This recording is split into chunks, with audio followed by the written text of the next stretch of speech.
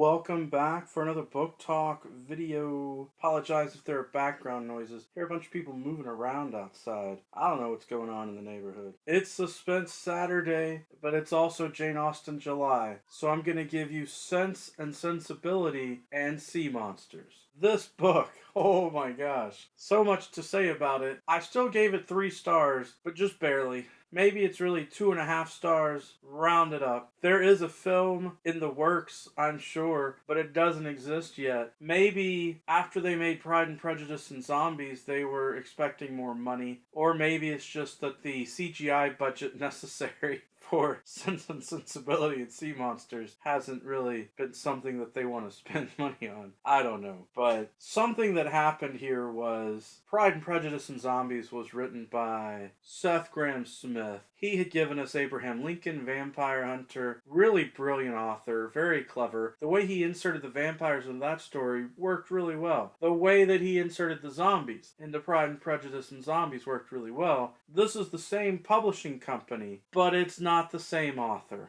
I'm afraid to tell you. They brought in someone else to write this. I don't know why. I can only speculate. I am imagining a conversation in which the editor from the publishing house maybe called up Seth Grahame-Smith and was like, "Hey man, you did such a great job with those other books. Here's a new idea. Sense and Sensibility and Sea Monsters." And maybe he went, "No, not this time. Not this one." I don't know. I'm not sure. The issue really at the core that bothered me with this is for the premise to work, they flooded the world. You know, the sea level has risen up higher so that there is a chance that there can be sea monsters attacking people. And in doing that, they created a situation in which, here in the early 1800s for the novel, that people are going around in little private submarines. And that just didn't work for me. I don't see this as a steampunk reality in 1800. I know that that's a thing. I know that there are Victoria-era settings that have steampunk clockwork kind of functioning. And that's a whole subgenre of literature that some people really like. I just didn't see it working in this story. Maybe because I had just read Sense and Sensibility before reading this. I'd already seen the 1995 film and pictured it and had an understanding of the setting. I don't know. It is pretty funny though.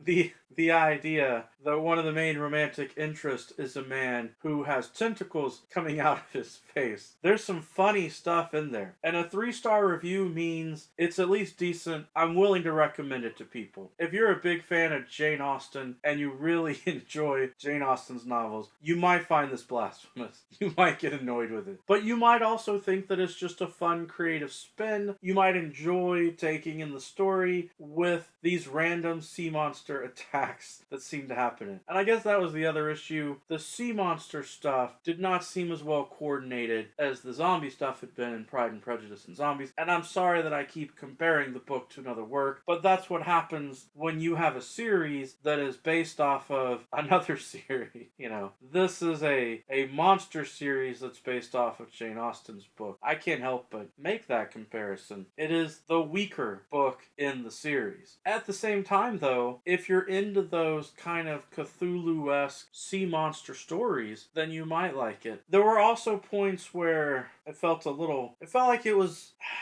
It's hard to convey. If you like Sense and Sensibility, there's a chance that you'll enjoy this as well. But I'm really not sure. Like I said, my opinion is divided between, oh, how weird. I enjoy the weird sometimes. You know, how weird it is to have the sea monsters attacking versus they're getting in the way of the romance plot and the intrigue. And that's the ultimate issue. Instead of the sea monsters adding a more fun, interesting element to it that tied through the thread of the story well, I felt like they just kind of got in the way. And there were some parts of the book that had to come together with submarine travel and going through the water and all of that in order to make the plot work. And since the submarines bothered me, that detracted as well. Oh well, not every book is going to turn out to be a favorite. That's our book talk for today. Every day is a good day for a book talk. Peace.